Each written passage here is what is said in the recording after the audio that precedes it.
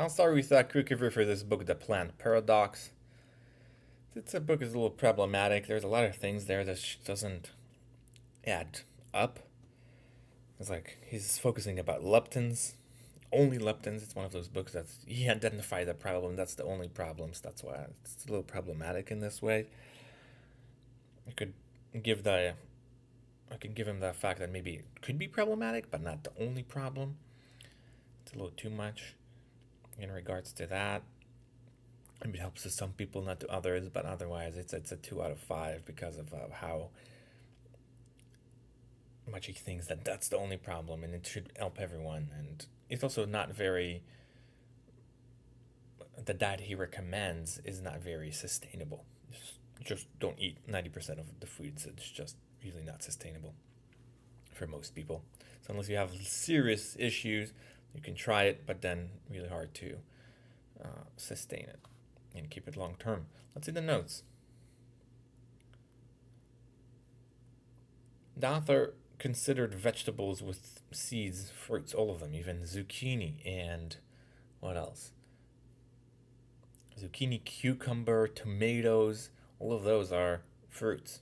And he says avoid them. Important fruits go through a process which prevents the plant from sending signals that it's ready and safe to eat. So you should not eat important foods because there are some problems there, and with it's not ripe. We are what we eat, and we are what we ate. So the chicken ate soy, and we eating the chicken, we eating soy.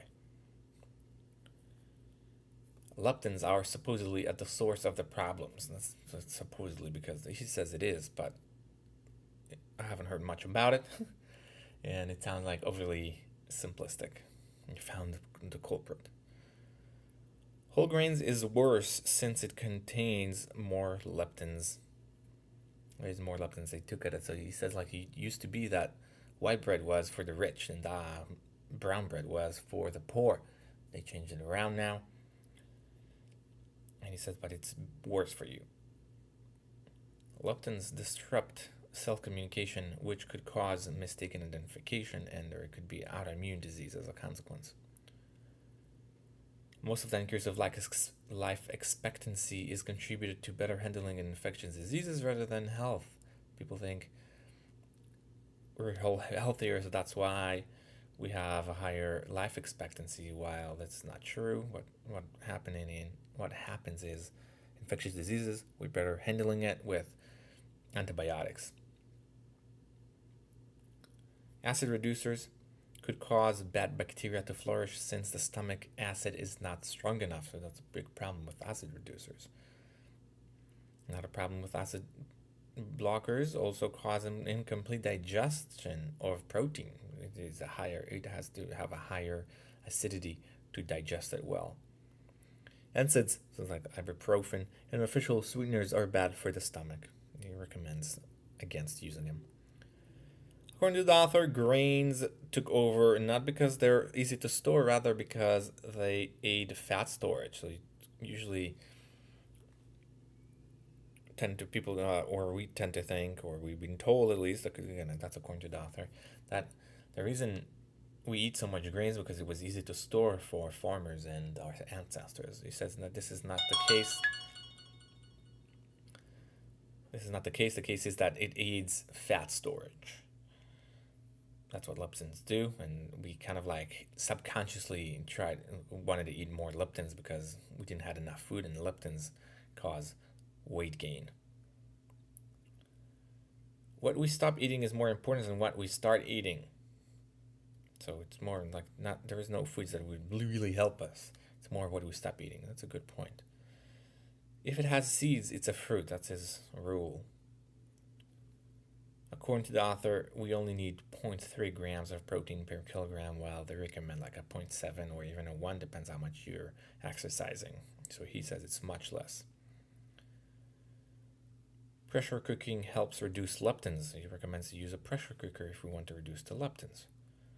Whole foods products contain more leptins, so he recommends against eating whole foods. Peanuts are not nuts, they are legumes. They're not nuts, they're just legumes. a lot of contrarian view, controver, controversial views he has. Peeling and de-seeding tomatoes reduce leptin. So if we do want to eat them, just peel it and take the seeds out. One of the best grains is basmati rice. That's if you do want to eat some grains, basmati rice is one of the best one. Has the lower amount of leptins. And the last one, according to the author, protein is converted into sugar and should be limited. Should not eat. That's why he recommends a 0.3 because it says it's converted into sugar. And he also recommends against eating sugar, which is a good point, but not as much as he recommends. So that's for the notes. Again, we don't see many things in the same line. Not only me, many other people. He definitely has some contrarial. He doesn't feel like he's a contrarian. He found the culprit, and that's the reason, and that's how you fix everything. I just generally have problem with people who says that they found a problem and it's the only problem. It's usually more complicated than this, and there's other problems other than leptins. So that's for this book. It's a 2 out of 5. Thank you.